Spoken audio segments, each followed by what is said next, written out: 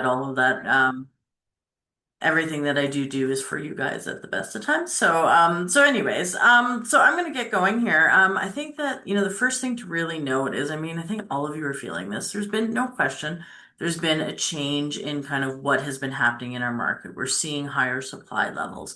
We're seeing some fundamentals sort of shift, and it's very different than what we went through really. And this transition started kind of in the second half of last year. It's continuing into this year. It was somewhat expected. Um, but we're feeling those differences, and the challenge is that we're not just seeing it here, we're seeing a lot of conversation, a lot of discussion over what's happening in the housing market on a national level. And it's always a bit of a struggle because it's like, well, we're very different and we have to understand where we're coming from. So a lot of the adjustment that we're feeling today is not like what you're seeing in other parts of the country. And I think that it's important to have perspective, especially with these conditions shifting. So the first thing to sort of note is there's a lot of talk over recession. We're in a technical recession. What does that mean? What's causing it, and where have we come from? And again, things have changed so much. I mean, on an economic climate base, obviously, the US's war with Iran has really caused a spike in energy prices. Now, again, this is kind of a twofold sort of impact. First of all, it can be pushing up inflation. I mean, I think we're seeing the effects of that. Higher energy prices tend to do that. Everyone feels that when they fill up their cars with gas, that it's just more expensive. But here in Alberta, it tends to shelter us a bit more.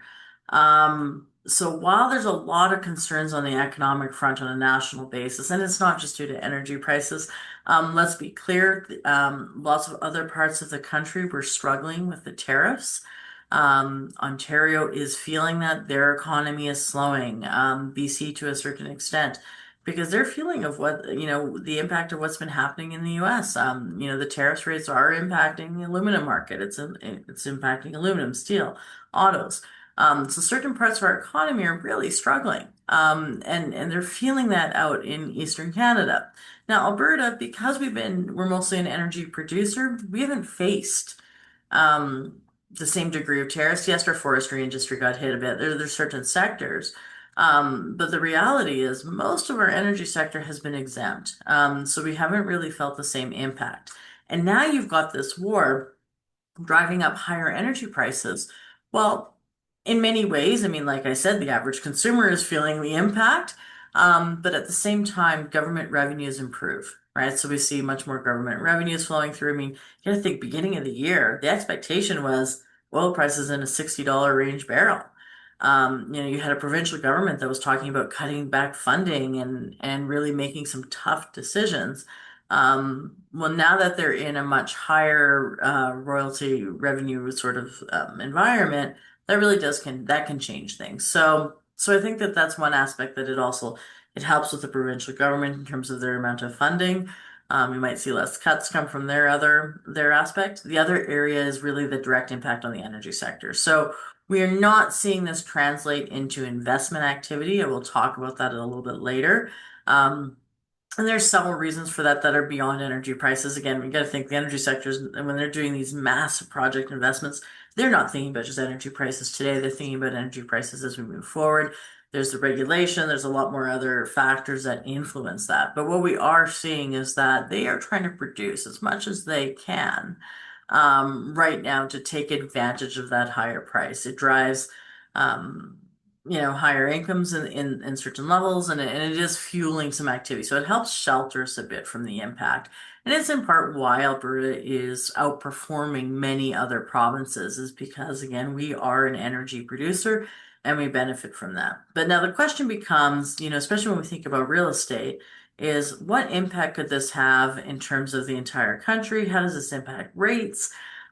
We know that when you have inflationary pressure, then that tends to cause interest rates to rise. So this is kind of the concern right now. Now, again, most forecasters it depends on how long is inflation persistent before we see the Bank of Canada move.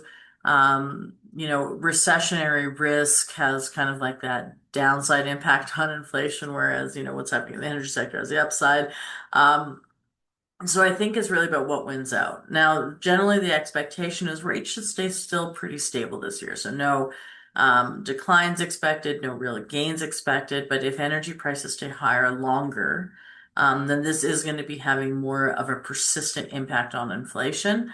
And that could start to change rates next year and cause them to rise a bit. And I mean, again, this is coming just after a time where we just really settled this. We just got inflation pretty much into a level that was under control. Now that they're seeing these levels rise, this is causing a bit of challenge. Okay, so this is something that we're sort of watching to see how this plays out. And of course, when you have a higher interest rate environment, that tends to impact housing. And it's why you're having a lot of speculation over what's going to happen in the housing market. Um, Especially, as we move in, if interest rates do tend to rise. Now, again, I remind people, we went through a period in 2023, 24, a very high interest rate environment, and in our market, it didn't matter. There are factors that offset this, and economic activity and jobs and employment is one of those things that can do that. So we went through that period of high interest rates, and it just didn't impact our market. We saw some of the strongest sales we've ever seen. We continue to have price growth. So there are other factors that are far more that can outweigh any impact. Now, that being said, this is something to obviously watch. On the whole, though, Alberta's in a much better place than a lot of other places, and I'm going to touch on that some more. And I think this is where the struggle is because you're hearing a lot of commentary over the national housing market and how things are so challenging in housing right now, and there's too much supply and a lot of narrative about what's going to happen. And I think that, again, perspective is really important. We got to remember when we're talking about the national housing market, first of all, national housing markets don't really exist. But the national figures are really driven by what happens in Toronto and Vancouver. And there's no question they're feeling this. So they're seeing their sales activity fall. They're seeing prices come down. Um, and many people say, well, Calgary's seeing that too. We're seeing our prices fall a bit. We're seeing our sales like slow. So how are we different? And there's a couple fundamentals here. First of all, one thing I want you to keep in mind, relative to long-term trends. So I always like to look at a 10-year average because you usually have a period of growth and you usually have a recession in there. So it kind of smooths those things out. Our sales activity, yes, it's a bit lower than it was, and I'll explain why in a little bit. It is lower a bit than the 10-year average, um, but not like what we're seeing in Vancouver and Toronto. So Toronto has seen their sales fall to levels that are about 40% lower than their 10-year average. Vancouver at a 34% level. So that's a very different sort of scenario. That is a significant reduction in demand compared to what we're seeing in our market. And in fact, in Alberta in general, even if we look at Edmonton, Edmonton's outperforming. So Edmonton is still seeing sales that are still amongst some of the highest levels that they've seen. Yes, it's slowing from some of the peaks, because again, we have to remember our peak point is very different than those other markets. Um, but we're not moving into a scenario that is of the same degree of concern as what you're seeing in some of those other larger markets. Other indicators that I'd like to look at is a sales to new listings ratio. Again, yes, it's not what we dealt with for the past few years, but we're in a ratio that's much more normal, and it's a much more balanced sort of state.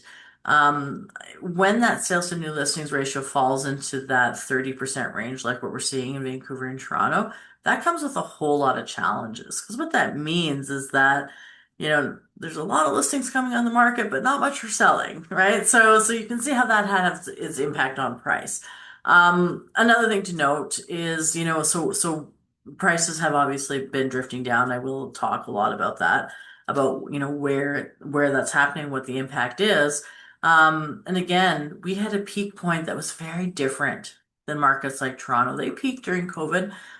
We had a rise in that time frame, but that wasn't our peak. We really were rising. We saw prices grow while a lot of their markets were seeing their prices come down. And I mean, that adjustment in both Toronto and Vancouver is far higher than anything that we've seen in our markets. And there's several reasons for that.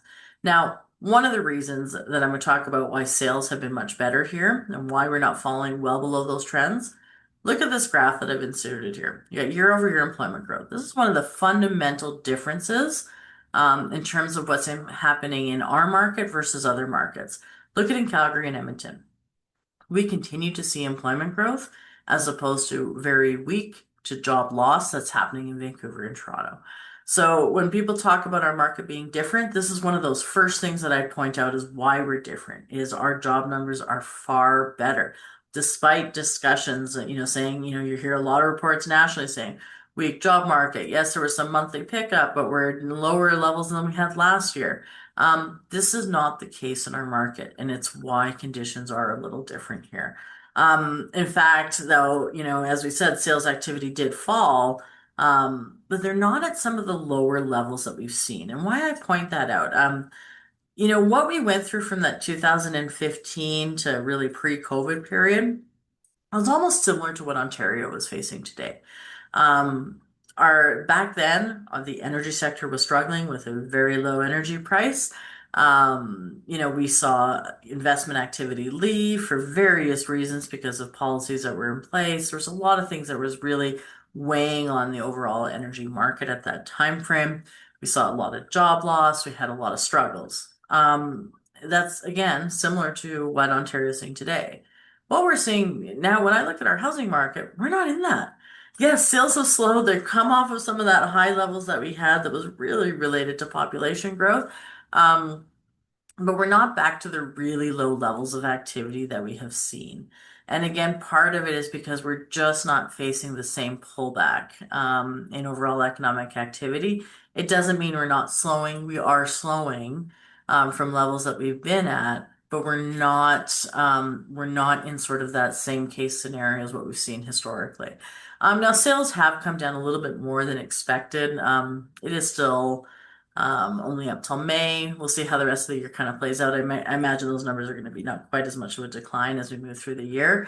But part of the reason why those sales have slowed so much is really what's happening in the high density sectors. So we've had a much steeper pullback in both apartment and row sort of sales as opposed to detached and semi. And this is a market that it really depends on what property type you're looking at. And again, I'm going to go into this in a lot of detail. But I think before I do, it's important to understand, well, what's caused some of the changes. So yes, we've had the strong sales activity. Yes, things are lower. Maybe they're not as bad as they were, but really what's causing the change? A lot of this is to do with migration. Okay. Now when I look at this again, Calgary's data, we don't get, like it's once a year. It won't come out till July. At the earliest, we'll start seeing that actually, I think, in the third quarter. So it's always very delayed. We just got first quarter numbers in Alberta. It's not showing here yet. Um, but what we're seeing is there's a weakening. We went from record highs in terms of migration growth, mostly driven by international migrants, to really seeing more international migrants leave than come in. So we haven't seen levels this low since COVID.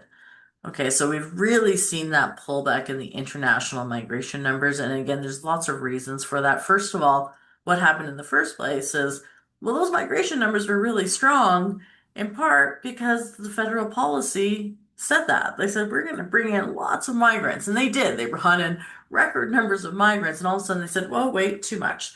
So they pulled back on those numbers and they stopped renewing student visas. They changed, they basically didn't renew some of the work permits with net, non-permanent residents. So we saw a lot of people leaving.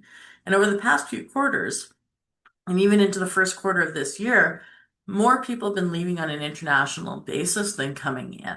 So this is really what's impacting the housing market. It's what swayed us from a market that had no supply anywhere to now one that is seeing more supply, in part because of this sudden shift. Now we still are, and again, a couple things to note out of here. This low level of international migration is impacting the market. It's impacting rental. It flows through into the housing side. So this is the main driver of why we're seeing slower demand in the housing market overall. Now, that being said, we also have seen the levels of interprovincial migration also slow. So it was now again, not to levels that are overly concerning, When I get really concerned in the housing market is when we're in that level that we kind of saw in 2015 to 2021, where we're seeing more people leave on an interprovincial basis than come in. So when that net number is negative, there is a lot of impact on the housing market. So even though we're slower, we're not that. And I think that that's an important consideration. Like even first quarter numbers, definitely much slower. Province-wide, we saw 6,000 interprovincial migrants in the first quarter. Obviously much lower. And if you extrapolate, and again, that's the whole province, even if you assume in Calgary that we get, even 50% of that, which I think is a touch high. We don't traditionally Edmonton's been attracting a bit more people than Calgary. So I don't think we're quite at that 50% ratio, but even as a rough estimate, that's a pretty low level. And if that continues all year, that really does point to weaker than expected migration. Okay. And the reason why I'm saying that is because that's going to influence our demand. So one of the reasons why demand is likely not achieving quite the levels that we've seen is in part because there's just a much slower migration than what was expected. Now, with that all being said, I think it's really important on perspective. Yes, we've seen a pullback. Most of it's international. We have a fairly young population, so our birth rates are still pretty good. So our natural increases are still pretty strong relative to. And again, keep in mind how we sit relative to the rest of the country. So population growth last year in Canada fell. Um, that's almost unheard of. So, and again, that's again due to that international component. It actually fell last year, where Alberta was still growing. Okay, now it is not the fast pace that we've seen. That also being said, maybe that 4% population growth is a little too strong.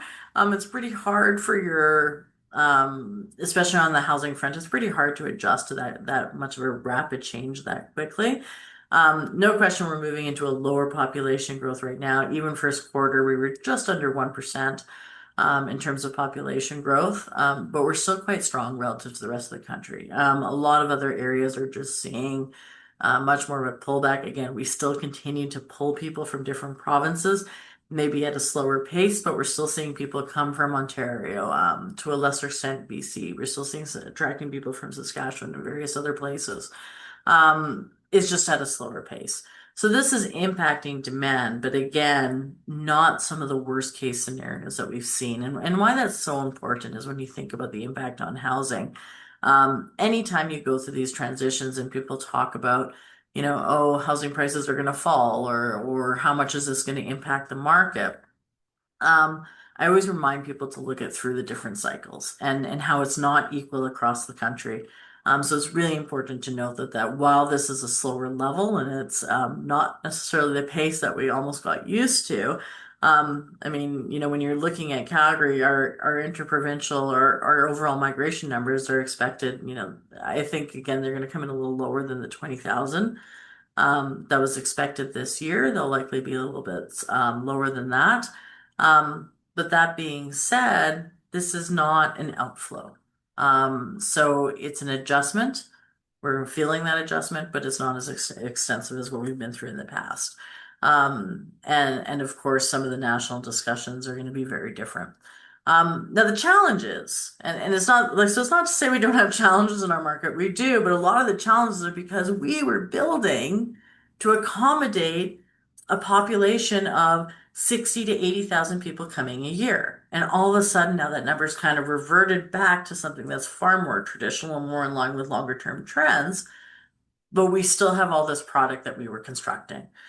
So our housing starts over the past 3 consecutive years, they really were record highs.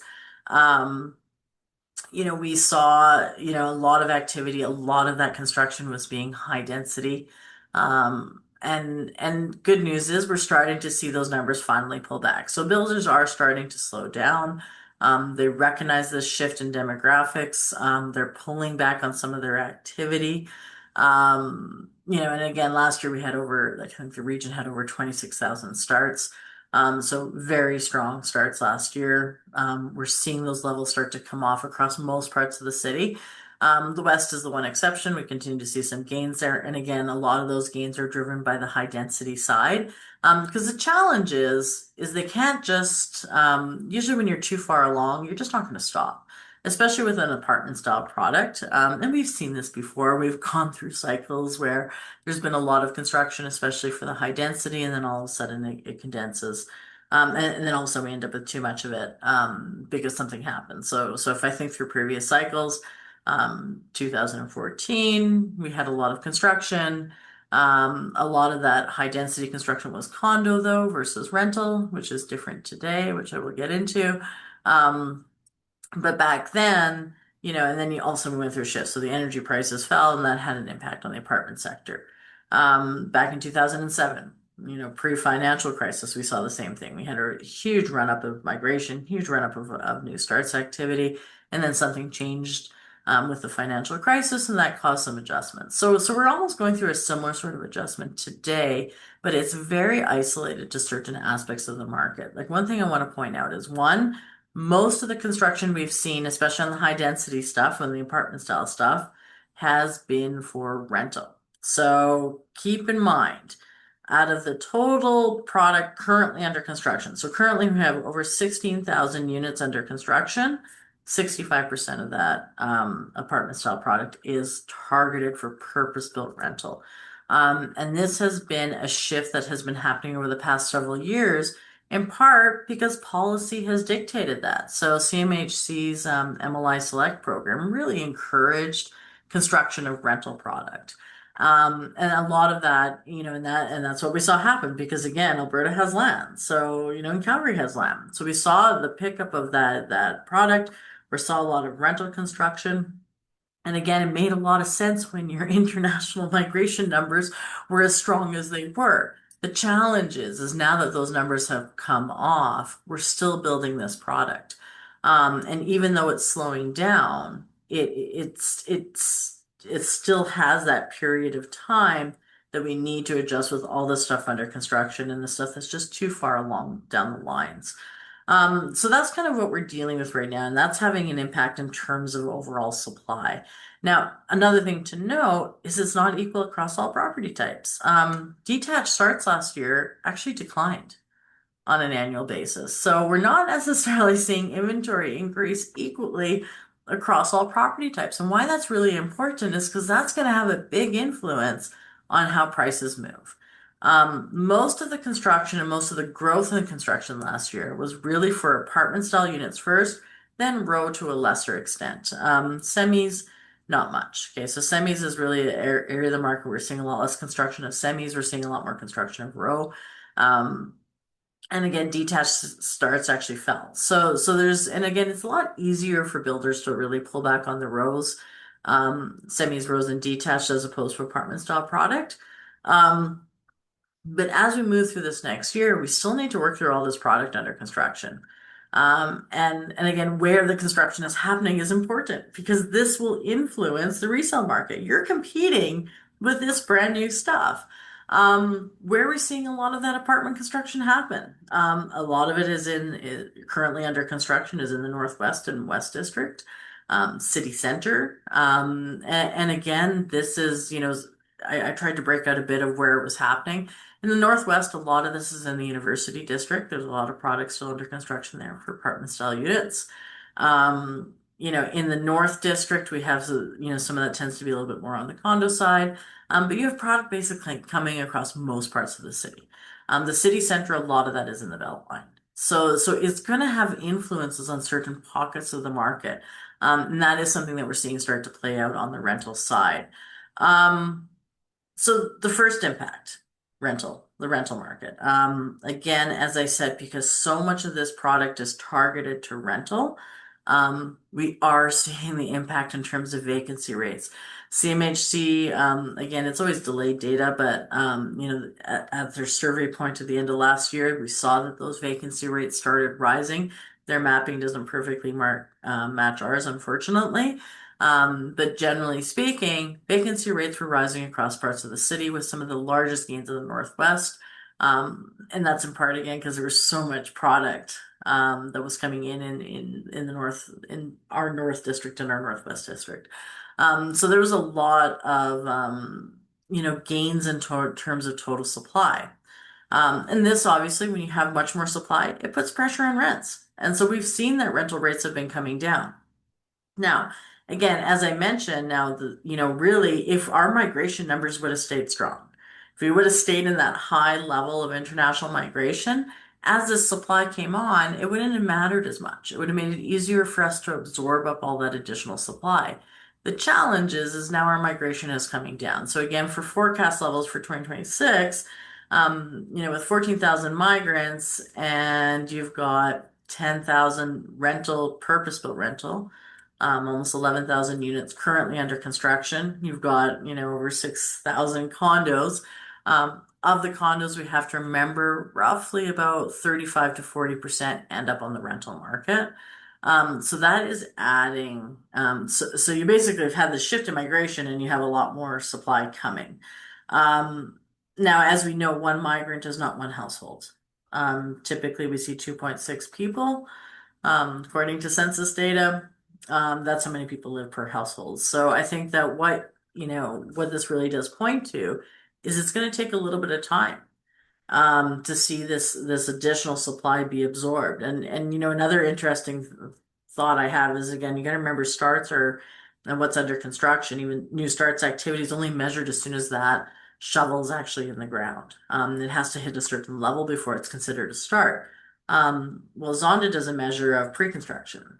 So this is stuff that hasn't even shoveled in the ground yet, and there's another 14,000 units that are still potentially coming in the next short time.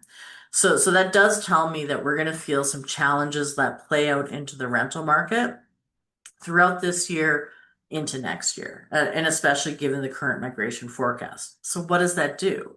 Well, one, it slows demand, right? It slows demand for ownership in two fronts.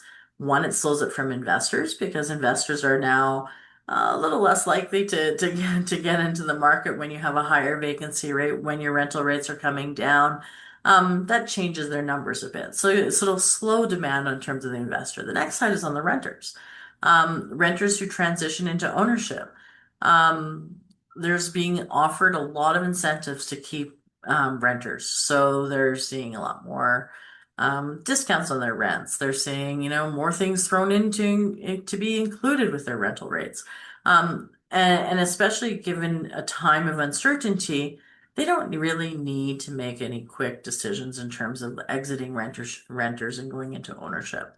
So that's something that I think that, again, is slowing that demand. And it's part why we're seeing it, especially in the high density sectors, that you're seeing a bit of a steeper pullback.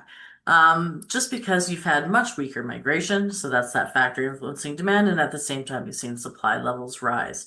Um, Another interesting thing that kind of came out of this is, on, the ownership side, well, we're also seeing a lot more supply of new unsold inventory in the apartment townhouse space. And again, no one uses the same mapping, a little frustrating. But what we're seeing is that, especially on the wood frame and the townhomes, a lot more unsold inventory on the new home space. And again, that's product that you're competing with. So again, when we think about how the demand especially on the resale side, plays out, well, now consumers have more choice. So another factor impacting demand is you've got less renters moving into ownership. You also have, for the existing people who are interested in ownership, have more choice. They can choose resale, they can choose brand new. And there's a lot more choice, especially on the new side in the wood frame townhome, even concrete to a certain extent, that people can choose from. And those builders are getting much more aggressive with their pricing. So now that they have those choices, people, they can substitute between them. And essentially that lowers some of the demand on the resale side, especially when you're comparing brand new product that typically has lower condo fees and things like that. So it tends to attract people there. So that's another factor that's really weighing on the high density sectors of the market. Um, Now, overall, when you look at resale conditions, though, your total numbers don't really point to a lot of challenge. I mean, when I look at our total numbers, I mean, there's no question we've changed from 2023, 2024. We basically had sales that were almost in line with inventory. So that was those really tight conditions that we were dealing with, which isn't normal. And that's what caused a lot of that rapid sort of price acceleration that we saw in the market just because there was no supply. That did start to shift as that new supply started to come on and as market conditions shift, we started to see it as well last year. That has taken some of the pressure off pricing. But when I look at our overall numbers and I go, yeah, our sales are down slightly over long-term trends, our inventory is slightly higher. Um, at a 52% sales to new listings ratio and a months of supply of 3 months, we're actually pretty balanced. Okay, so overall, despite what's happened, and I know it feels so different compared to what we went through in 2023, 24, we're really sitting in a scenario where we're in a much more balanced scenario, condition. Like our inventory levels, while they're a little bit higher than the 10-year trend, they're pretty consistent with what we saw last year. Um, sales, like I said, a touch slower. But again, on the whole, this market is looking pretty balanced. And I know some of you are going, well, then how come prices are moving? And again, part of it is because this is the total residential number. It does not give you the perspective of what's happening within each property type. And I think this is really where in times of additional supply, it's really important to look at this because on the resale side, again, I'm seeing two very different scenarios playing out. The detached side, sales are down over last year and they're lower than they are over a 10-year trend. But I argue some of that is in part because we just don't have enough inventory. The inventory supply has also been declining. So when I see both sales and inventory fall on the detached side, that's telling me a little bit of a different scenario. You're not necessarily getting the sales because there's not necessarily a lot of inventory there to choose from. And in fact, when you look at a months of supply at 2.4 months, a 57% sales to new listings ratio, there's nothing here that's pointing to a lot of concern in the detached market. If anything, it is teetering on that lower end of the balanced range. So if this kind of continues and we don't see that supply levels improve, then your detached market could start to see conditions tighten even further. And I will go into some details because there are parts of the city that are experiencing more seller market conditions versus buyer market conditions. So very different scenario in the detached. And again, think about the why. Well, we didn't see the same level of new construction growth. Yes, there's some communities, we're seeing the impact on resale in certain areas, but for the most part, you're not seeing the inventory gains. As I said, semis are always a little different. It's a much smaller share of the market. And it's a share that hasn't been really growing that much. Conditions there are, again, really quite balanced. Small increase in sales relative to long-term trends, small increase in inventory, nothing really changing too much, pretty balanced sort of conditions. So that has a different impact on price. Meanwhile, as we go to the higher density sectors, you're starting to see things change a little. Um, on the row side, I'll talk about that first and then I'll talk about apartment. But on the row side, again, a little bit still more balanced than what we see in the apartment side of the market. And sales have been really strong relative to long-term trend in part because we're just starting to see more row activity being built. But look at the inventory levels. It's that growth in inventory relative to the sales that matters. And that's why we're seeing a little bit more pressure in terms of the row market, just because even though sales are better than what they've been historically, it's just the inventory growth has been so much higher, right? So that's just something to sort of note. But on the whole, again, 3.3 months of supply, you're on the upper end of that balanced range. Sales to new listings ratio is, still in a range that I'm fairly comfortable with. When I get nervous is when that sales to new listings ratio starts to drop into that 40% range. On the other extreme of things, again, look at the apartment condo. This is a very different story. Okay, so sales are falling. They're lower than their longer term trends. At the same time, inventory has been rising. We're seeing 4.8 months of supply, almost 5 months. A sales to new listings ratio of 42%. This sector of the market really is favoring the buyer. So this is having a very different impact. And again, why I point this out is because while the overall numbers in the city look pretty balanced, they're moving into something pretty typical, and even though we're seeing some pressure on price, a lot of that is due to what's happening in the apartment condo sector. especially when it comes about price. Okay, so you really need to divide out this market, and I always tell people when they say what's going on, is that it really depends on your property type. Detached is performing just fine. The challenge in our market right now is on the apartment side, and a lot of that is to do with how much supply is being added layered in with the shift in migration. So this is really influencing the market in very different ways. I think when we look at overall price movements, so again, I said we're overall pretty balanced on the detached side, and you're seeing buyer market conditions on the apartment side. Well, it's having a different impact on price. Overall price growth is really just a little bit slower than what I had expected so far for this point this year. Um, but as we move forward through the second half of the year, there's a couple things that I'm watching. First of all, when I look at, influence on price, one of those key factors I always look at is months of supply. On the apartment condo side, as I said, even on the seasonally side adjusted basis, it is rising and it's moving into the area where I do fully expect to see further pressure on apartment condo prices. Because you're in a market that really is favoring the buyer. Citywide, as I said, we are pushing to the upper bounds of a balanced range, but that's only because of what's happening in the apartment condo side. The detached side of the market is staying relatively balanced. And again, semi and row fall somewhere in the middle of that. But there's still more in the balanced territory. So very different implications in terms of what this does to price. On the detached side of it, prices, they're still been okay. I mean, um, there is some seasonal lift that we've had. It's been a little bit lower than we might have seen at this stage, but we're really approaching levels that aren't really that different from last year. And we got to remember that the peak in the market actually happened last year in the spring.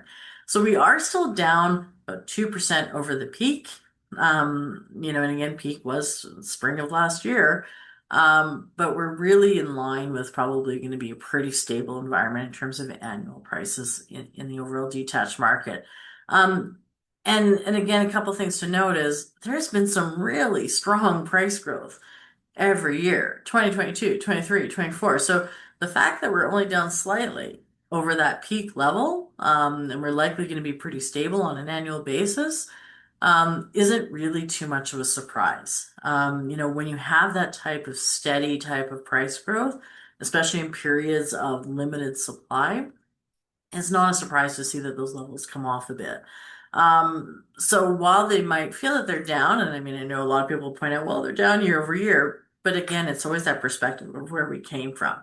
And again, the fundamentals aren't pointing to much more adjustment. So doesn't mean that there isn't pockets. Okay, so there are pockets of the market, but I'm looking at this and let's understand the dynamics. So there's a lot of information here. Um, First of all, when I look at areas of the city, where have we seen the most adjustment in price? The north, northeast, and east. There's several reasons for this. Now, first of all, in the north, in part, it's because there's a lot of product that you're competing with that's brand new. When I did kind of in this chart, so to kind of line up these two things together, if I look at the north district, I broke things up by price range because there are some different things happening by price range. If you're a property in the north and you're kind of under 700,000, there really isn't a lot of supply. Where it becomes more of a challenge is when you're in that 8 to million range, and million to million and a half. There's a lot less of that in the north versus some parts of the city. But in that 8 to a million range, well, what's going on? Well, you're competing with a lot of the brand new homes that are being constructed. And the challenge is if you've got a property that isn't that old and you're competing with something that's brand new, and at a price spread that might not be that different from the resale side, it tends to draw people towards new versus resale. And I know there's a lot of discussion over, well, what you get for new versus what you get for resale. And as much as I understand that, I think when those price spreads are really narrow between new and resale, a lot of people will choose new for the ability to pick things. They also get their warranty, and there's other things that drive them to there. And plus, there's a lot of incentive for people to go to new right now. given, what the federal government is trying to push people towards new, to encourage new construction. Again, policy not necessarily designed for our market, but that is a factor. So we're seeing that really happen in the north and to a lesser extent in the south and southeast. So that's impacting prices in those pockets of the market. The Northeast and the East is a little different, in part, and I think some of this to remember is, if I go back in history, price growth in those areas were exceeding other parts of the city during the time frame when there was no supply anywhere. So it really pushed up much stronger growth in the Northeast, and I think what we're starting to see now is a bit of a reversion back towards traditional spreads between that and other parts of the city. So it's not just about the development, it's also about just the supply that is just some of it was just stronger growth in those areas. And again, some of the pockets of the market. So the Northeast is really struggling in some of the higher price points. There's just too much supply in those higher price ranges. It's causing some of that pullback. Um, Whereas, when we look at the city center and northwest and west areas, they've actually had minimal to no change in pricing.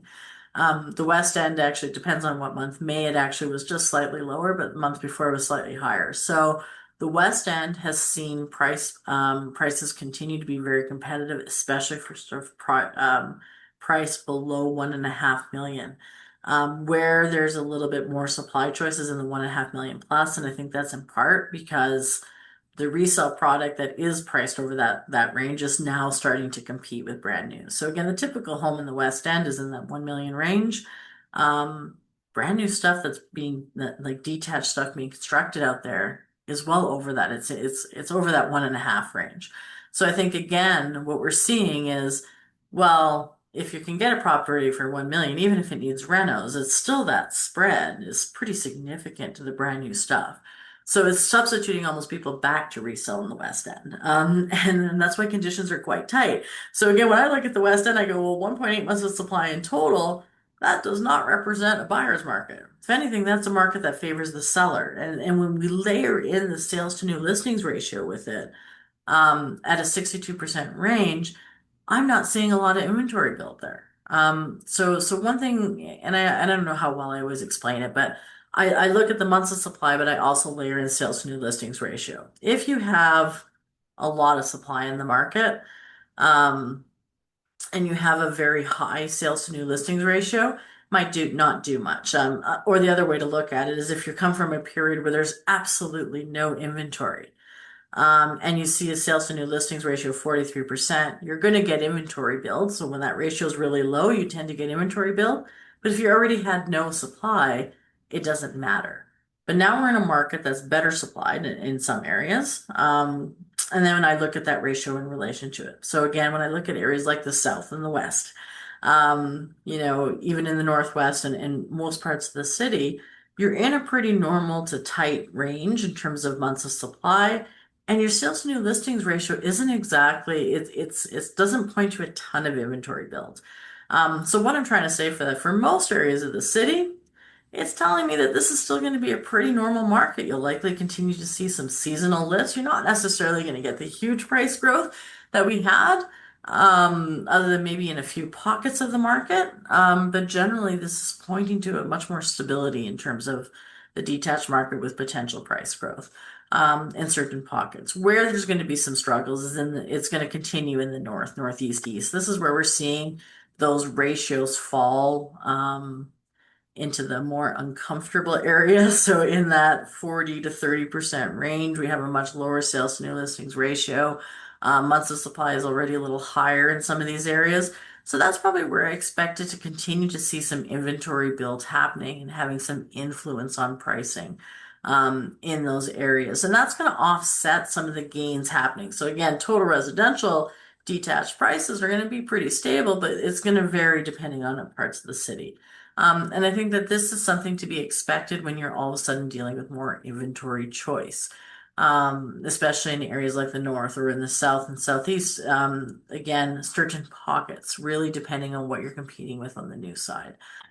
This also plays out into what's happening in the surrounding areas. Okay, so again, I just focused a bit on detached just because as we get into higher density stuff there, it really, like, not all communities are adding them. Like, they're all adding some level of density.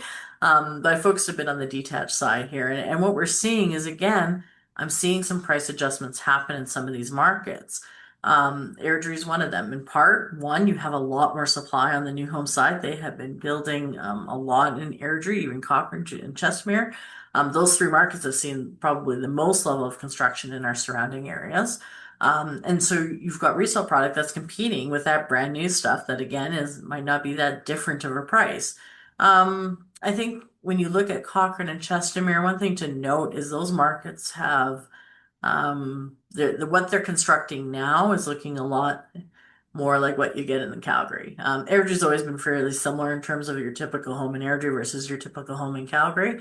Chestermere, you typically had like larger homes, bigger lots. That's starting to change with some of the new construction, and even in Cochrane. So that's something to sort of watch when I think about price spreads between them. Is you got a bit of a shift in terms of what they're building. But that being said, we're starting, so one, there's just more supply from brand new. The next thing is because you have more supply choice within the city itself, that also impacts those markets. So, if you're, and I think you can imagine this, if you're dealing with a buyer, I mean, some buyers do want to be in these smaller centers, that doesn't change things. But if they're doing that comparison between, Airdrie versus Calgary, for example, they have more choice in the north parts of the city than they once had. So some of that substitution effect is influencing their markets. So we're seeing prices come down in some of those areas. Okotoks, again, market is still pretty tight there. I've actually been surprised to see any price adjustment happen at all. On the downside in the Okotoks area, and I think in part that's just due to the fact that there's just more supply choice in southern Calgary, as well as areas outside of Okotoks, like sort of traditional boundaries. So that's another thing to sort of think about. So they haven't seen like their supply levels are still well below long-term trends in Okotoks. But again, some of that supply growth is just not happening in the town itself. It's happening outside of the town. So that's just something to sort of watch. Strathmore, High River, a little different story there. Those again are some of the most affordable detached markets. I mean, obviously, the further out you go, there's some more affordability, but again, they have that affordability advantage in terms of detached. So they're still seeing some positive gains there, and they were a lot slower to pick up. Another thing I like to note is kind of like in that Northeast district in Calgary, markets like Airdrie and Cochrane and Chestermere, they saw growth happening well before they saw it in Calgary. Really in COVID, we saw these areas increase fairly significantly. Okay, on to the other side of things on the row market, because I do want to leave lots of time for questions. Um, and I'm sorry if I'm rapid firing this a little bit, but when I look at the row side of the market, again, this is a little different. I think that, some of the price declines that we've been seeing are a little bit higher than we expected at this point. And I think, again, some of this is to do with we haven't had a ton of seasonal lift. There's still a lot of choice. And again, certain pockets of the market are facing different conditions. Now, row again is a little different because certain price ranges, um, like in the city center, some of the lower price ranges are seeing a lot higher months of supply. In part, that's because there's a lot of renos that are required in that. Like you can't find much product in that isn't really either a reconstruction completely or a massive renovation. So that's influencing some aspects of the market. Um, we are still seeing some declines that are happening. Prices did pick up a bit in the spring and they're starting to level off, but they are showing signs of stabilizing, but they'll likely stabilize at a slightly lower level. Again, where are the most adjustments happening? Northeast, east, this is fairly consistent. North city center, southeast are still seeing some adjustments, in part a lot of new supply that's been coming into those areas. The lowest adjustments have been northwest, west, and south. Again, I try and do the same sort of thing. The east and the northeast point to further adjustments coming. High months of supply, generally speaking, across most price ranges, as well as lower sort of sales to new listings ratio. The northwest as well is facing some recent adjustments there in terms of a higher months of supply. and potentially some inventory build. So you could continue to see some price pressures in various pockets of the market, and I expect that to continue to play out as we move throughout the year. And again, the row is kind of interesting because it really depends on price range and location of the city. So I would say that there is some pockets of the market that are facing much more adjustment than others. Um, but this is something to be aware of. And again, I think that, even though it might be stabilizing, will be slightly lower level. Supply levels are coming off. And again, that's just something to sort of note. Now, another thing I wanted to point out though is even with the adjustments that are coming, even if they're a little higher than expected, prices are still not offsetting like from the previous gains. So we've had some really strong price growth in real properties since 2022. Even with these adjustments, we're still going to be higher than levels that we have seen. Kind of in that pre-2024 timeframe. So that's just something to sort of note. On the other extreme of things is really the condo market. Now, again, I had fully expected to see prices. Sorry, of course, every time I do these things, I tend to lose my voice.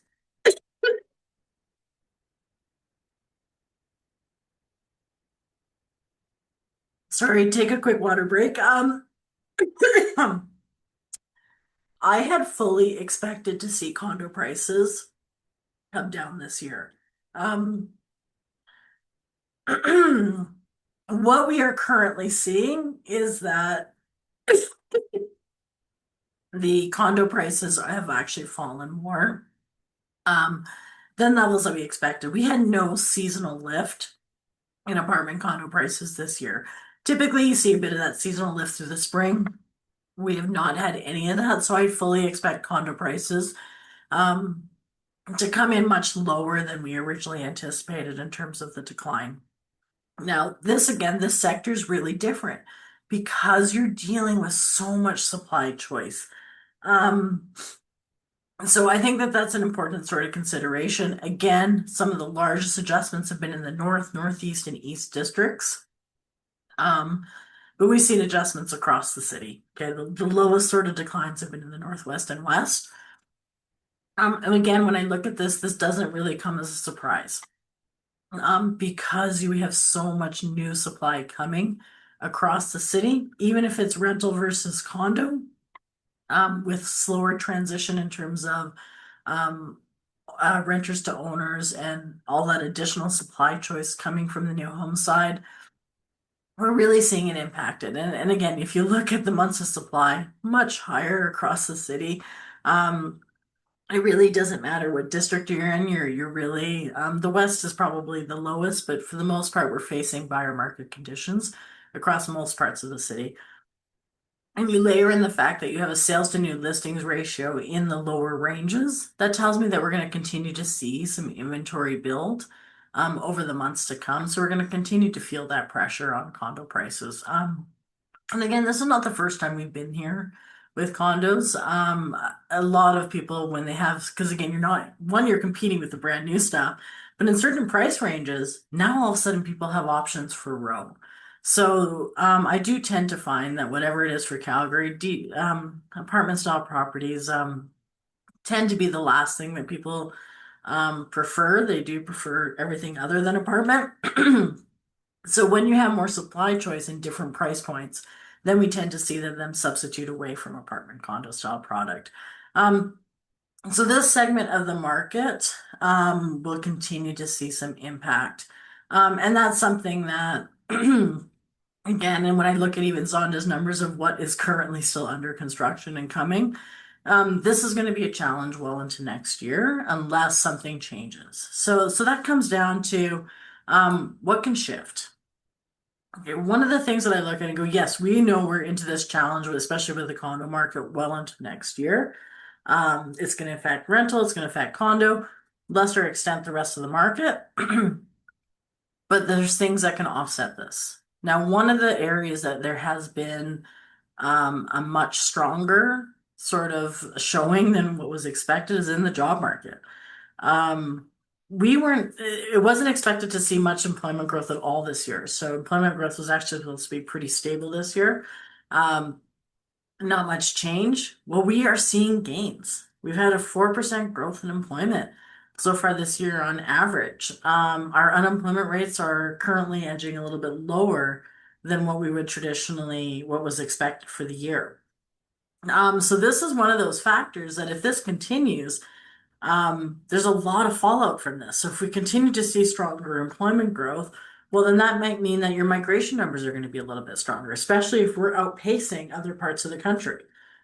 If your migration numbers come in stronger, then that can slow that can like really decrease that time for absorption. So this is really one of those things that I view as a significant positive for our market in terms of if this continues, what could that mean for us as we move forward? Um, Now, of course, I like to look at what types of jobs are being created. And I layered in Edmonton here because, again, Calgary and Edmonton are both seeing gains. Edmonton's outpacing us a bit because they're more affordable in terms of ability to attract people to their market. That's why I'm always comparing both. But, what types of jobs are being created? First thing to know, a lot of jobs in both cities are coming in the healthcare, and social assistance areas. And again, those are probably less at risk, especially in a high energy price environment, because, um, as I stated before, your royalty revenues are much higher than was originally forecasted for this year. So that'll support that. We continue to see growth in public administration, so those are government type positions. Um, Another area that's been interesting. So again, some of the forestry, fishing, mining, and oil and gas jobs, and again, that's partly to do with the extraction process, is mostly happening in Edmonton. And again, that really isn't a reflection of business investment. It's more of a reflection of this is the companies really trying to pull out as much oil as they can right now to capture on the current prices. So we're seeing a lot of those jobs more so flow through Edmonton. But it doesn't mean Calgary hasn't had other areas of growth. So manufacturing, business building, and support services. So businesses are expanding. This is all a good thing. So again, I look at these jobs being created and I'm going, well, they're not all just government related jobs. There is some private sector jobs that are being grown in our market. And again, it tells me that it's going to continue to support us. Now, if this continues, again, that can help with migration numbers, especially as we are outpacing other parts of the country. And it's probably part of the reason why our interprovincial migration numbers are still coming in positive. We have had some job loss. Most of it's in construction. Again, not a surprise given the fact that we're seeing a pullback in starts activity. So that area as well as wholesale and retail trade. So again, that's in part because our retail numbers have been fairly strong relative to other parts of the country. But again, when you tend to have people spending less because of inflation concerns, it really impacts that wholesale retail trade sector. So there's been some pullback there in terms of jobs. But overall, when I look at this, and I think this is still going to support our housing market, and it's one of the reasons why demand is still, while a bit lower, still above longer term trends. And if this continues, that can support future growth. And that's something that I think that will be important moving forward. These numbers I'll be closely watching is on the job front.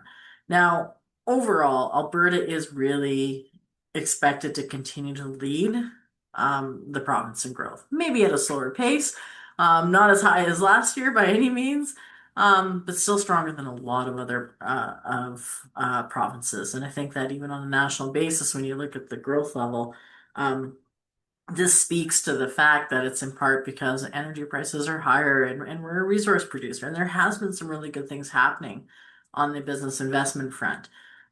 We are seeing investment activity improve in certain areas. Now there's always risk. So what am I looking at in terms of what can influence the market for the remainder of this year into next year? Obviously, there's a lot of focus right now on this, what's happening between US and Iran. Mostly, and again, on an economic front, it's mostly about what could this do to energy prices as we move forward. Will it settle it? Where are they going to level at? What does this mean? That's something that's kind of key. Now in terms of, short term, again, when you have a higher energy price, it hasn't necessarily translated into business investment like it has in the past. And that's in part because there still is a lot of things to work out with government policy. And this is why the MOU has been so important in terms of that look at, what does this mean? What could the impacts be? And what were the regulations that were really causing problems? Now, I think that, couple things out of here. First of all, there was some pullback in other policies. So, pipeline aside, one of the discussions with the MOU was coming off of this notion of this electricity grid that isn't fueled by natural gas. So there's this push to have more, sort of a green energy environment. But the problem is they were saying you can't use natural gas to produce power. Well, that was a bit of a problem in Alberta because we don't have a lot of other substitutes. So part of one thing that came out of the MOU is when them coming off of that clean electricity regulation. And because of that, there is a lot more opportunity now, especially in areas like data centers, because what most people may or may not realize, data centers require a lot of energy. And if they can use natural gas, which we have an abundance of at a relatively cheap rate, that can support growth in that sector. So we are seeing some business investment play out in terms of data centers. Um, we're a good place for that.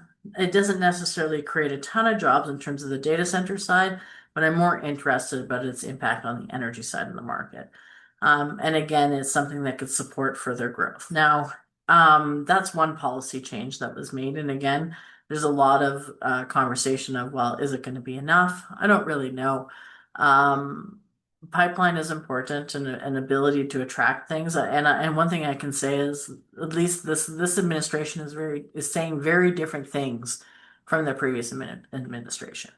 So I think that the general sentiment is there's a little cautious optimism that things are going to start to change here. But this is critical because if we can actually get business investment, and when you have a prime minister, whether his actions show it or not, but saying he wants to be an energy superpower, well, that's a very different discussion than what was happening not too long ago. Now, can we get there on other aspects, accessing different markets with pipelines? Um, if this stuff actually can gain traction, that does support a very strong environment for business investment, which will support economic growth, which will support jobs, which will support migration, and ultimately support the housing market. So this is really a key thing to watch. Now, is it going to help our market this year? Probably not. Will this fuel into the following years? Absolutely. So this is why this is one of those key things that I'm sort of watching to see, do we get any traction one way or the other? We know that there's been investment in certain other areas. We're seeing improvements in areas of manufacturing. We're seeing improvements in different diversified areas. Um, Even on the clean energy side, there's been some improvements in that side as well.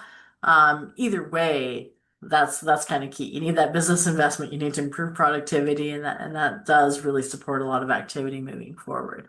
Another risk is, on the downside is Venezuela. The U.S.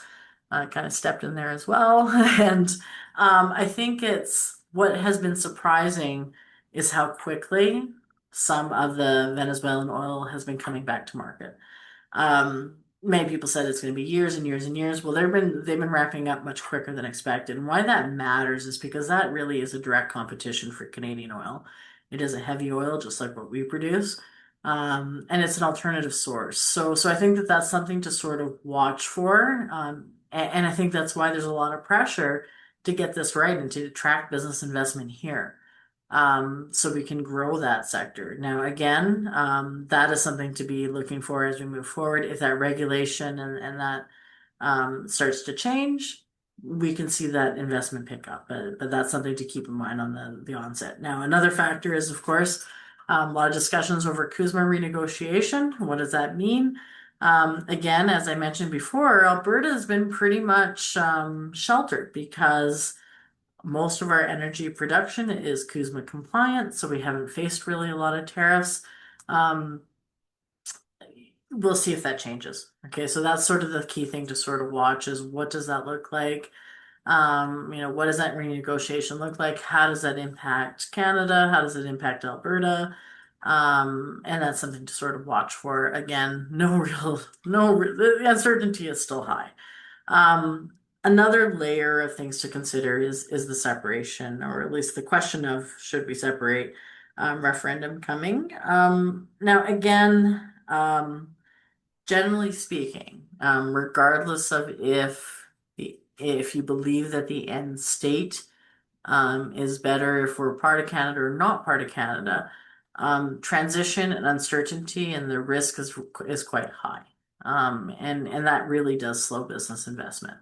Um, I've heard some say it does and some say it doesn't. I'm not really sure. I can only really point to what we saw happen in Quebec when they felt that this might actually happen. It really did slow.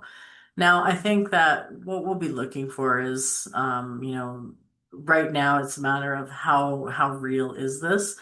Generally speaking, I think that there is that thought that, you probably don't have enough people that want to separate in Alberta from Canada.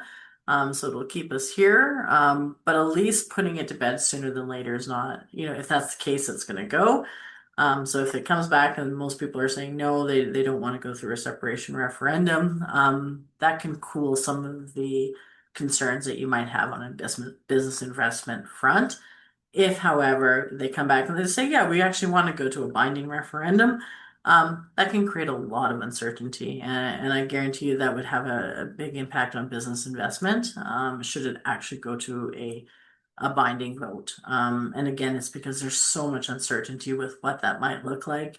Business investment would likely hold back until they really know what that does. So that's something to sort of watch for after the fall. Again, on the whole, I think that currently the expectation is that's not really going to go anywhere. Um, but that's something to watch. With that, I'm going to go to questions and I don't know if you guys have the ability, if it's just in chat, I'm not sure. I'll see if I can scroll through what's already in here. Um, this is the part I'm not as good at managing, I but can help you, Anne-Marie. We have some questions. Do you want me okay, to go ahead? sure. Why don't you? Yeah, that's not Okay. as much my forte, so I'm happy to do Okay. Yeah, I'll just go ahead. So the first question is, does the MLI Select program have an expiry date? Will the federal government continue to incentivize multi-units? I'm not sure if it exactly has an expiry date. What I do know is, and my understanding is that they are becoming much tougher about who they give it out to, especially in this province. So I think that because the rental conditions have changed here, in a lot of other markets, I think that they're a little bit more hesitant on the lending side. So my understanding is a little harder to potentially get some of that funding approval, depending on what type of product it is. So I think that we will start to see that slow some of the rental construction. And again, gotta remember, investors aren't, if they're seeing struggles in terms of getting, higher vacancy rates and lower rents, they're a lot less likely to take advantage of some of those programs because it still might not make a lot of sense for them to do so. And especially when they want to make a profit. Thank you. We have another question. For row house sales and inventory increases, can you separate from new communities versus inner city new developments? I am working on some of that. So one of the things I've been trying to do, because right now, unfortunately, we just have a total row number for resale. And I know there's a lot more new stuff doing that coming in. So what I'm trying to do now with some of our data, and again, this is one of my current projects that I'm looking at, is I'm trying to separate out how much of it is more new versus resale. Because what I'm generally finding is that the newer stuff, especially in for row, and again, depending on area of the city, I'm seeing that their months of supply is actually a bit higher for some of the brand new stuff, and it could be due to price point. Now, again, there's not a ton of data on that, so I'm still working with it.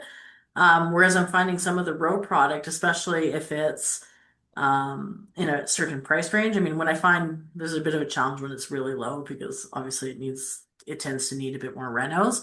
But I am finding that conditions are a little tighter for some of the existing stuff versus some of the new stuff. So I am doing some work trying to separate out some of the data by age, um, and not just on the row front, on the apartment side as well. Because again, now that the market conditions have shifted, we're seeing a lot more new stuff come onto the resale side of the market. Some more builders are listing with our members, and we're seeing more of that data now. So I'm trying to see what I can do with it. I do know that I've recently got another source of data that's especially on the news side. A lot more incentives are being even offered on the news side to try and attract people to brand new stuff on the row side. But the challenge is some of their row pricing is a little bit higher. So I'm still doing some work with that data. I'm hoping to have something to you guys sooner than later. But that is an area that I've been exploring. I have done some preliminary work that's showing me that some of that brand new product and some of those higher price ranges of row, again, depending on location, is actually seeing a much higher, a lower sales to new listings ratio, a higher months of supply, and might not be seeing the same level of price growth. So that's something that I'm watching and I'm looking at, and hopefully I'll have more data for you guys on that soon.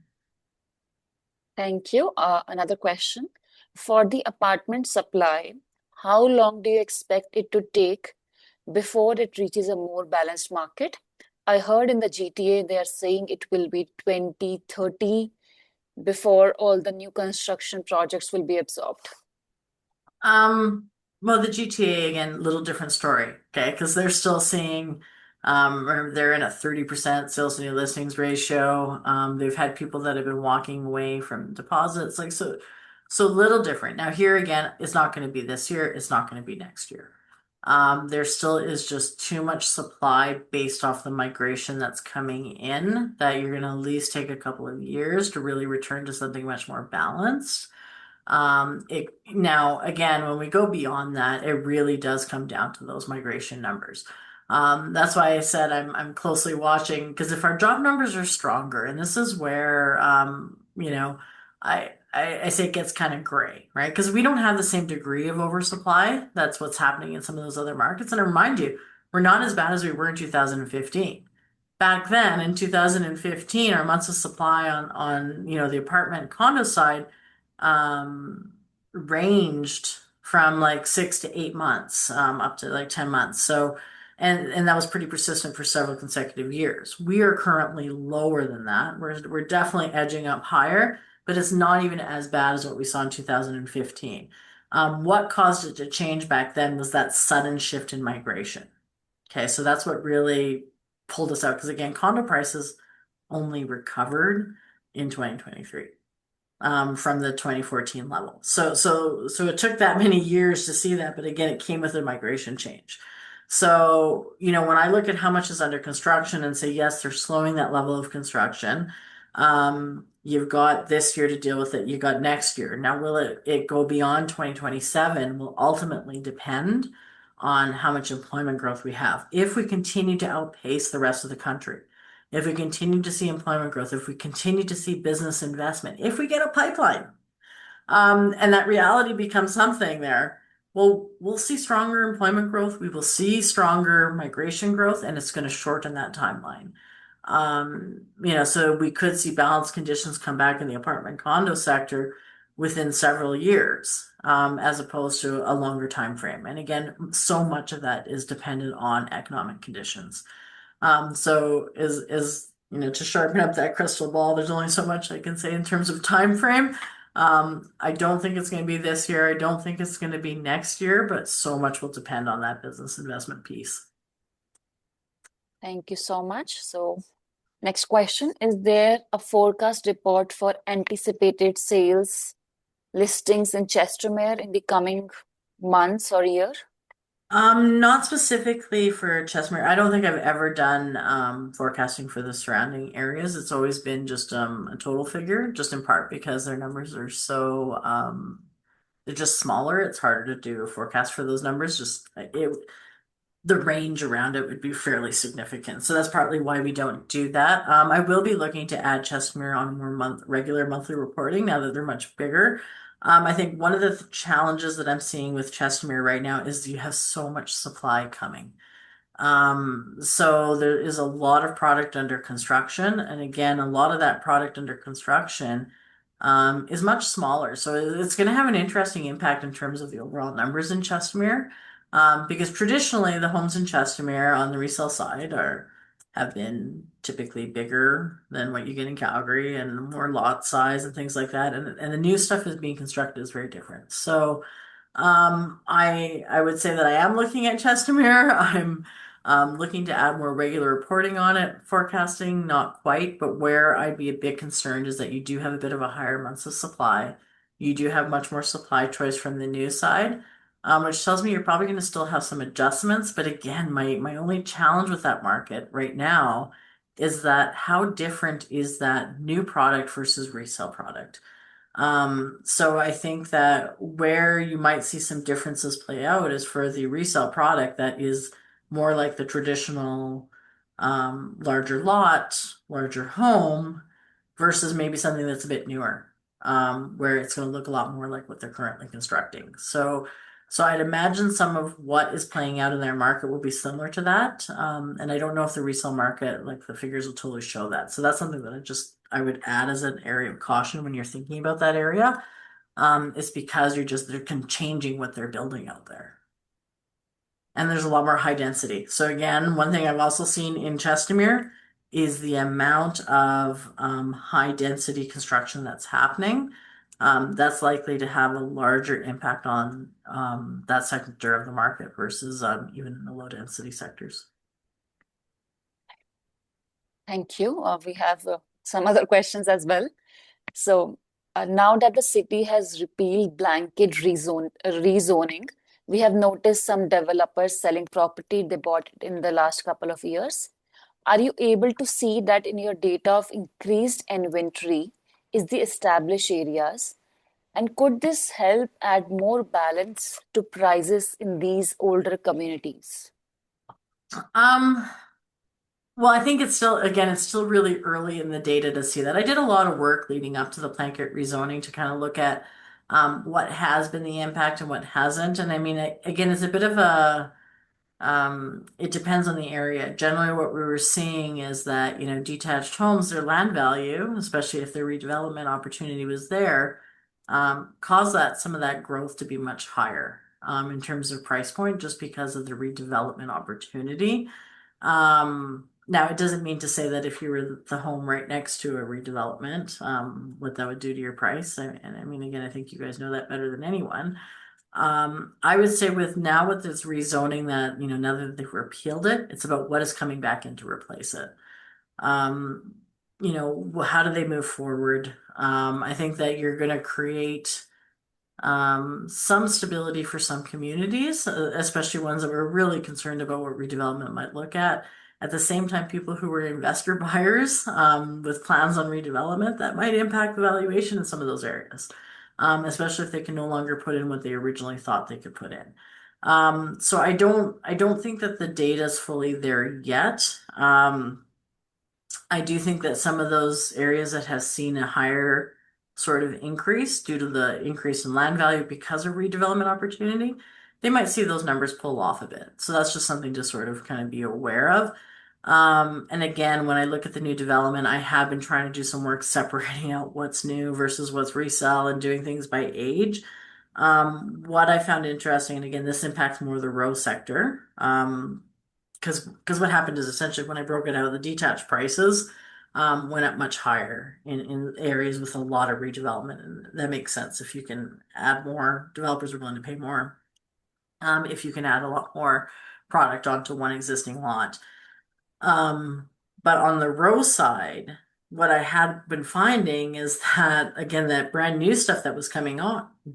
Um, because of the price point, there was just so much of a much lower sales to new listings ratio, which told me a bit of inventory build. And it actually had somewhat pushed up some of the resale pricing, just because the spread was so wide, especially in some of the newer communities where that brand new row stuff was priced at a pretty high level. So it almost pulled up some of the values of the resale. So now with that gone, and again, part of it depends on how much more construction, like, because they were going to be pulling off some of that construction anyways with some of the shifts in migration. So part of it's going to depend on how they replace it, what comes in. Are they going to do local plans, and are they going to clearly outline it? And that can have an influence as well on valuations. So I think there still is a lot of unknown there, and I don't know if that's totally answering your question. But I am at least trying to see if we can track this on a more regular basis. I have now done a lot of work to split up our data by age ranges and take a look at what's been happening in certain pockets, trying to capture the new stuff versus the resale stuff and stuff that is even breaking out resale versus older, really old versus not that old, right? Just so we can see some of the differences playing out. So that's something I'm going to continue to watch. And again, it'll be pretty important to see what the city actually replaces the blanket rezoning with. They still want to continue with densification, so it's just a matter of how they approach it as they move forward. Thank you. So another question, will the policy of foreign buyer ban, will it be lifted possibly? Again, it's a policy that was more not really related to our market, more so on a national level. I think that if conditions, um, like it's hard to say if they'll come off of that. Um, there might be some push to remove a foreign buyer ban if markets in like Ontario and Vancouver are really struggling. But keep in mind, they're still trying to encourage the new construction side, so it might be more targeted. So if they're wanting to, because their mandate is still to add supply, right, in certain markets. Again, our market never has really a challenge of adding supply. But markets in like Toronto and Vancouver, it's still pretty hard to add supply, but they might want to see maybe they'll open it up to certain like to new, or something like that. Like it's hard to say because they still want to try and encourage new supply development. It's been a challenge in Ontario. It's why they've said no GST rebates, and we're going to do all these other things to encourage people to go to brand new homes. So when it comes to a foreign buyer ban, maybe they'll look at it and just target it. That is possible. I don't know if how much appetite there is because there's still a lot of people complaining about affordability and generally speaking, on a political front, whether it's right or not, they like to blame foreign buyers for driving up the higher prices. So, it's hard to say what they'll do on a political front. I have heard nothing about them making changes about it right now. So there's been nothing that's really been mentioned about that at this stage. But that is something to sort of consider if they remove that or not, and how they remove it. Thank you. Also, there is a question on new construction as well. Do you have any data showing the volume of new construction expected to come in the market by product category? Well, we have what's currently under construction by starts. In terms of what's new that could be coming, what I tend to look for is permits. Because the starts are when it's actually in the ground, and we do know that, again, I have some data from Zonda that's pointing to another 14,000 units that are in that pre-planning stage. I do look at permit data as well as to see how we are as far as development permits and the rest. And again, there is a sign showing that those starts should start to slow. So that is fairly consistent. About a 30% pullback in starts is expected. Is it enough? Well, again, depending on timeline, because if you're constructing an apartment style product, that could take several years before it's completed. So that's just something to sort of note, but those numbers are starting to come off. But I do track permits as well. And I've recently done work to even track it by our exact districts, so I know what's happening. Because again, nobody's mapped the line, so I'm trying to see if I can at least get it into the same district. And by all means, permits do look like they're declining. I can't give you off the top of my head exactly what those numbers are right now. Happy to look it up for you. So I'd say reach out to me and I'll show you what I have in terms of what I'm tracking for permits if you're interested in it. Okay, thank you. So we are almost running out of time. So I think this would be our last question. The last question would be, when we look back previous recoveries, 2009, 2015, are there any common themes that you can see in the market?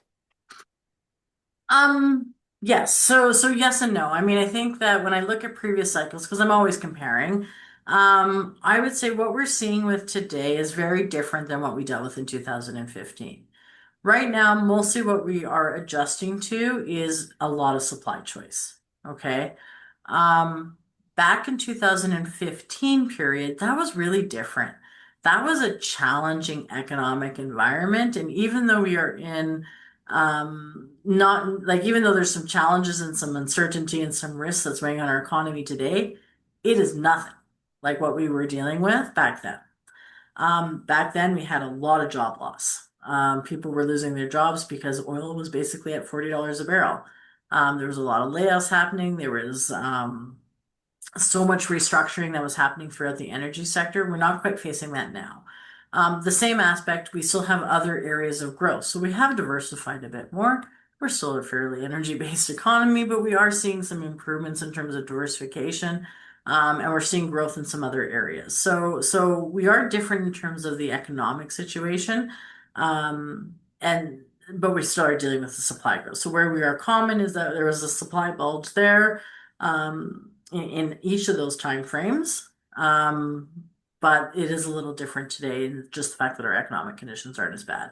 Back in 2009 timeframe, again, this is pre-financial crisis. We have to remember prior to the financial crisis, and there was a lot of similarities. I did a lot of comparisons over that time frame because leading up to um, the previous year. So even back in 2004, 2005, if everybody remembers back then, we had a lot of migration over that time frame. We had a sudden spike in migration. We had a really strong economic climate. So migration back then was driven by the strong economic climate, a little different than the migration that we had today, which was more policy driven. But back then it was really due to, our economy was doing really well. We had very strong migration. Um, before the financial crisis hit. So I think that what was different back then, and again, supply levels were really low. We saw the ramp up on the new home side, very similar to what we had today. We went through this period of basically no supply. So the builders really ramped up to meet that supply shortage, similar to what happened back then. Back then, we went through the financial crisis. But it was fairly short-lived. So we came out of the financial crisis much quicker than a lot of other markets did in part because again, underlying economic conditions were quite strong. So we went, so we basically had to adjust to all of a sudden there was all this risk with the financial crisis. Lenders were tightening up. There was a lot of panic. We saw the pullback, but then people started trickling back in a lot quicker than they thought.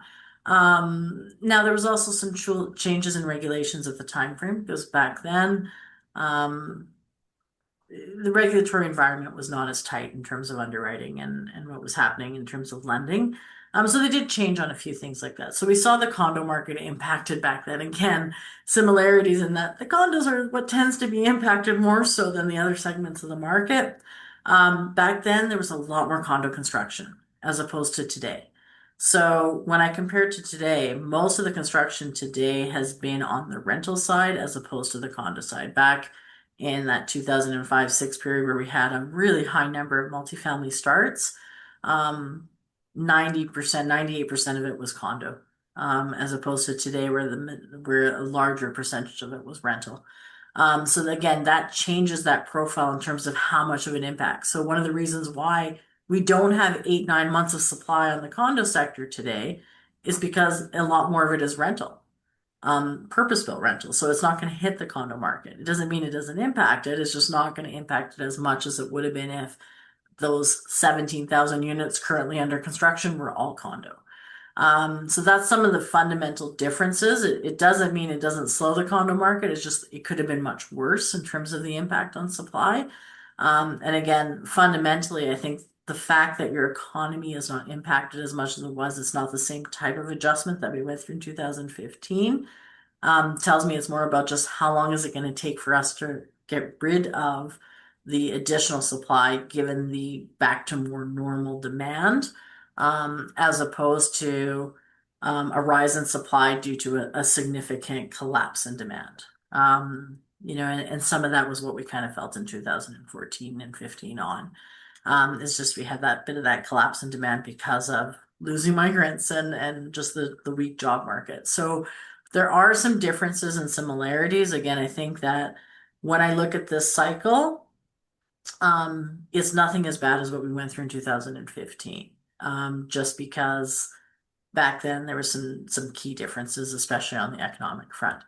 There is some risk, but again, a lot of the fundamentals are much more positive in terms of the economy in Alberta. Yes, it's not the fast growth, but it's not the pullback and it's not the recessionary period that we faced back in 2015 to really pre-COVID.